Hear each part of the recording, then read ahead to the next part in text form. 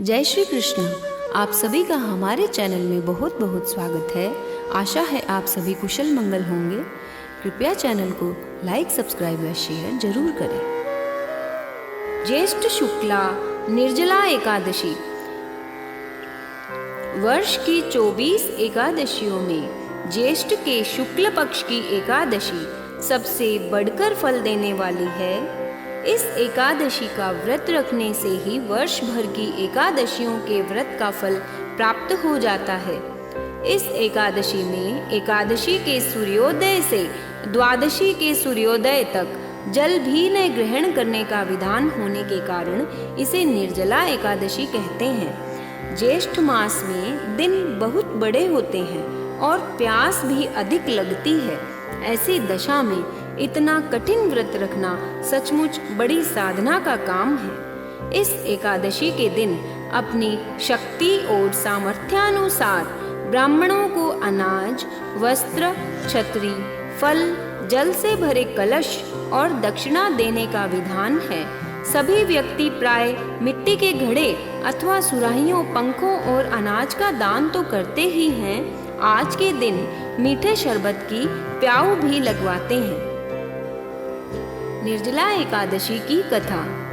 श्री भीमसेन बोले कि हे पितामह, भ्राता युधिष्ठिर, माता कुंती, द्रौपदी, अर्जुन, नकुल और सहदेव आदि एकादशी के दिन व्रत करते हैं और मुझसे एकादशी के दिन अन्न खाने को मना करते हैं। मैं उनसे कहता हूँ कि भाई, मैं भक्ति पूर्वक भगवान की पूजा कर सकता हूँ और दान दे सकता हूँ, परंतु मैं एकादशी के दिन भूखा नहीं रह सकता हूँ। इस पर व्यास जी बोले, हे भीमसेन, यदि तुम नरक बुरा और स्वर्ग को अच्छा समझते हो तो प्रत्येक मास की दोनों एकादशियों को अन्न न खाया करो।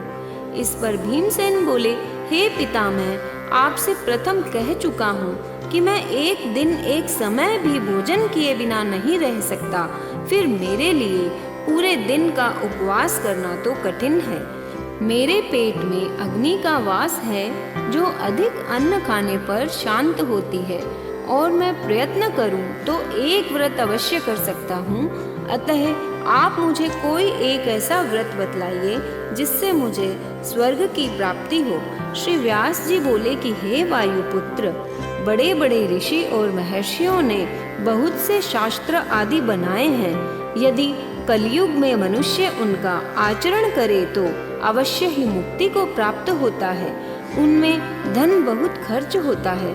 उनमें से जो पुराणों का सार है उसे कहता हूँ कि मनुष्य को दोनों पक्षों की एकादशियों का व्रत करना चाहिए, इससे उन्हें स्वर्ग की प्राप्ति होती है।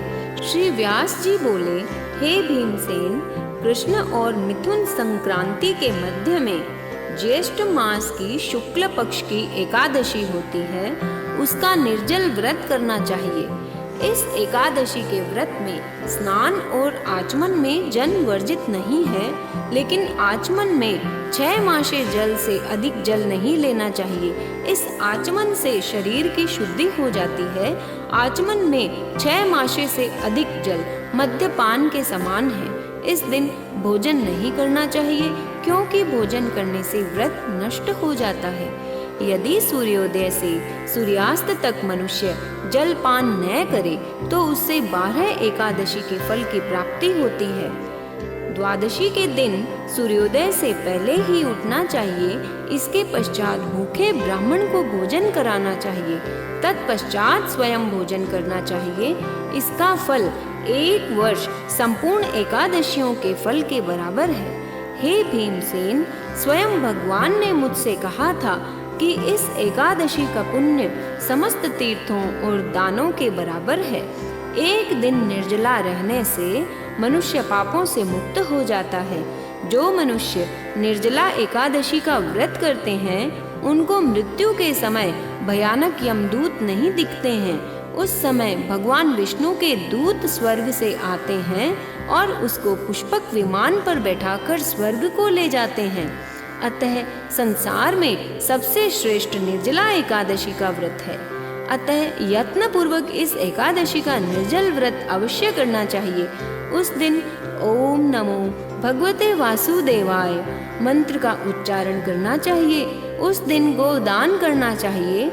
व्यास देव जी के ऐसे वचन सुनकर उसने निर्जला व्रत किया। इस एकादशी को भीमसेनी या पांडव एकादशी भी कहते हैं। निर्जला व्रत करने से पहले भगवान की पूजा करनी चाहिए और उनसे विनय करनी चाहिए कि हे भगवान, आज मैं निर्जला व्रत करता हूँ, इसके दूसरे दिन भोजन करूँगा।